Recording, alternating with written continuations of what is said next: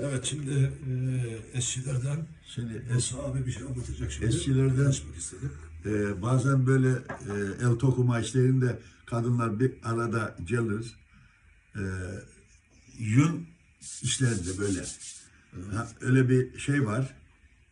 Odun var. Aşağısında böyle bir şey gibi bir şey var. Makoçi. Adı makoçidir. Makoçi. Şimdi biri tokudu, öbürü tokudu. O kızın tokuduğu olmamış. Bir sebep gösterecek. Yani Dedi ki, ipi kalın oldu falan. İpi iyi alamadı yani. Dedi ki anamın makoçisi olsa daha iyi tokurdum. Anamın makoçisi. Evet.